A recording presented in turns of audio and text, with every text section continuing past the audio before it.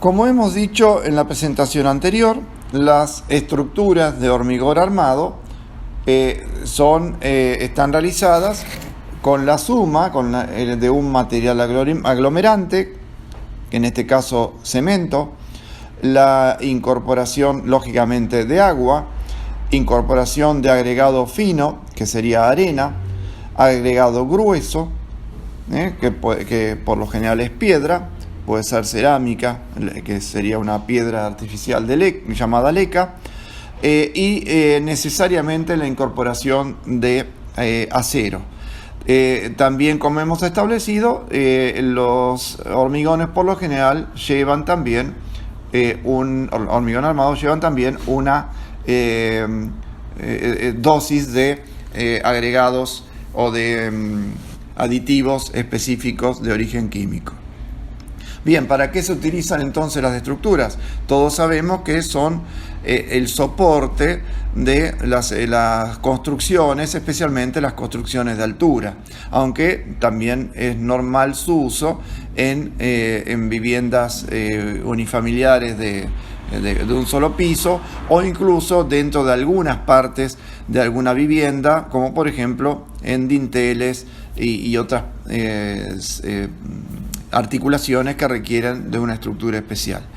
También las estructuras pueden ser de hierro, de acero, de perfiles, o pueden ser no de perfilería de acero, sino de acero laminado. Hoy en día se utiliza mucho, y también la tradicional estructura de madera.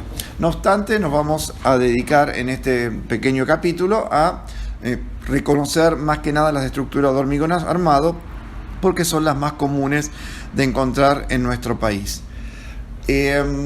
Las articulaciones dentro de la estructura de hormigón las podemos reconocer como las bases, que son aquellas que entran en contacto íntimo con el terreno firme, están enterradas y presentan por lo general una forma cónica, y con una superficie de apoyo muy amplia.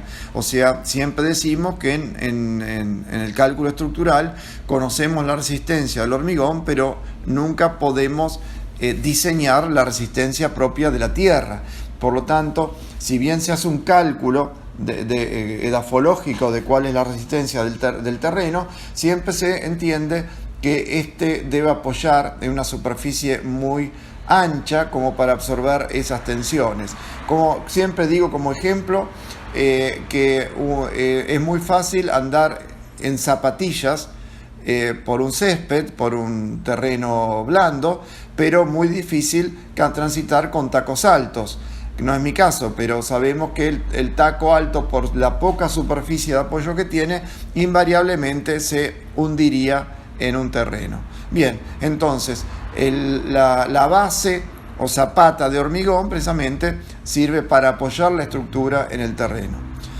Después la base remata en un tronco que, a su vez, cuando sale de la tierra lo llamamos columna. La columna es un elemento vertical, un elemento que por las características físicas del hormigón armado posee relativamente poca proporción de acero. En arquitectura lo llamamos poca cuantía de acero. Precisamente lleva acero en sus vértices, lleva también un acero que une esas barras,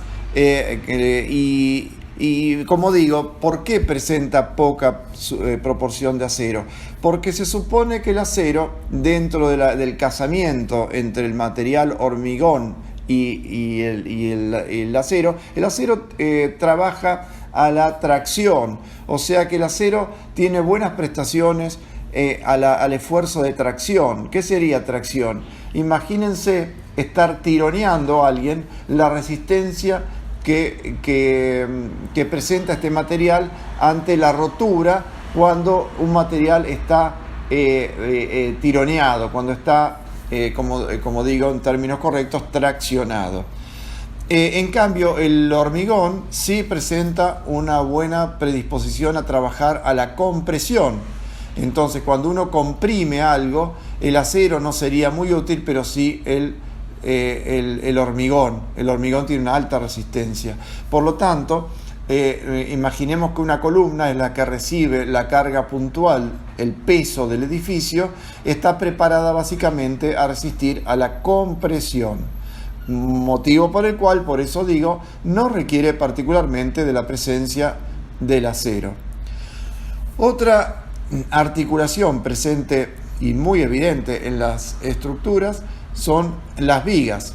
Las vigas unen horizontalmente las columnas. Las vigas sí, que como son elementos horizontales, su longitud se lo denomina luz, la luz de la columna es la distancia entre apoyos.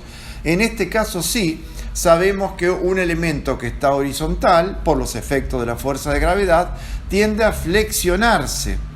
Cuando un elemento está flexionado, imaginémoslo con un apoyo, otro apoyo y en el medio una marcada comba hacia abajo, hacia la tierra, cuando un elemento se flexiona, sabemos que en la parte inferior de esa viga existe un esfuerzo de tracción y en la parte superior de esa viga flexionada existe un esfuerzo de compresión. Imaginemos una viga muy flexionada en donde si la miramos desde abajo veríamos unas grietas propias de la tracción y arriba unas ondulaciones o formas arrugadas propias de la compresión. Motivo por el cual, y esto es evidente, una viga requiere forzosamente que la gran cantidad de acero que lleva la cuantía de una viga esté básicamente en la parte inferior. Esta armadura entonces está presente en la parte inferior de la viga para precisamente soportar los esfuerzos de tracción. En el caso de un voladizo, o sea, estamos hablando de un balcón, en donde la viga tendría, o la losa tendría un solo apoyo y el resto está en el aire, esta disposición se invierte. ¿Por qué? Porque la tracción estaría dado de la parte superior del elemento y en cambio la compresión estaría dando en la parte inferior. Otra articulación que también conocemos, precisamente la acabo de nombrar, es la losa. La losa es un elemento, es una cáscara que une precisamente las vigas y tiene un gran desarrollo horizontal.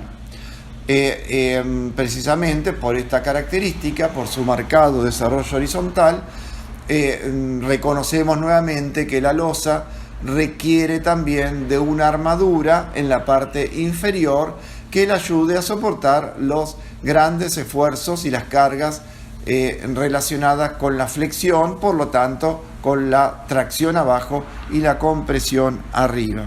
Entonces acá ya podemos casi imaginar como una mesa estructural en donde tenemos las patas con sus correspectivas bases, las vigas que unen las patas y a su vez soportan en la parte superior a las losas. Debemos agregar unas partes particulares que también encontramos en una estructura de hormigón en un edificio, que serían los tensores y las ménsulas. Los tensores y ménsulas, concretamente las ménsulas, casi podríamos decir que es un híbrido entre una columna y una viga. ¿Por qué? Porque su disposición inclinada hace que este elemento tenga características propias de viga, o sea, sometida a la flexión, y características propias de columna, también sometida a la compresión. Por lo cual, la armadura en este caso tiene disposiciones especiales bajo diseño. En el caso del tensor, que es un elemento que se utiliza para colgar simplemente algo, por su característica el tensor normalmente debe ser exclusivamente de acero. ¿Por qué? Porque todos sabemos que el cemento no contribuye, el hormigón no contribuye en nada a la tracción, pero sí lo vamos a ver revestido de hormigón a este acero, simplemente por una cuestión de protección contra la corrosión.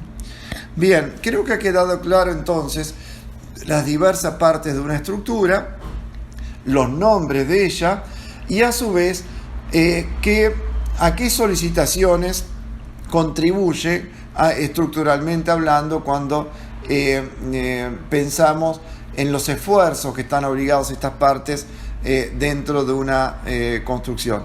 Nuestra intención, por supuesto, no es que un estudiante de martillero y corredor público dimensione una estructura de hormigón, ni mucho menos, sino simplemente que sepa a qué atenerse cuando hablamos de una estructura. Y voy a dar un ejemplo en la vida real. Una construcción, cuando tiene una estructura independiente, o sea, no son muros portantes, sino que posee una estructura independiente de hormigón, no podemos alegremente retirar partes de esta, cortar columnas o cortar vigas, porque estaríamos comprometiendo seriamente la seguridad entera de toda la estructura, por lo tanto de la estabilidad de la construcción. Esto es muy común en las remodelaciones, donde muchas veces gente que no es entendida en la materia dispone del retiro de elementos estructurales importantes, causando en muchos casos severos accidentes y derrumbes. En este caso sí, el profesional martillero debe estar al tanto de lo que esto significa. Una estructura de hormigón también está sometida a lo que llamamos dosificación. Y sabemos que existen dosificaciones para distintos tipos de hormigón armado. Depende el uso que se le va a dar a una determinada estructura. También la dosificación la establecen los cálculos de ingeniería y está claramente denominado como hormigones tipo 20, tipo 19, 18, en el cual se establece la cuantía del acero y también la proporción de cemento dentro de la mezcla, dentro de la proporción del hormigón en su conjunto. Por lo general, un hormigón de 300 significa que por metro cúbico va a tener 300 kilos de cemento. Si uno se lo tiene que imaginar, 300 kilos de cemento, si cada bolsa son 50 kilos, cada metro cúbico de hormigón tendrá la cantidad de bolsas necesarias para completar ese volumen de construcción.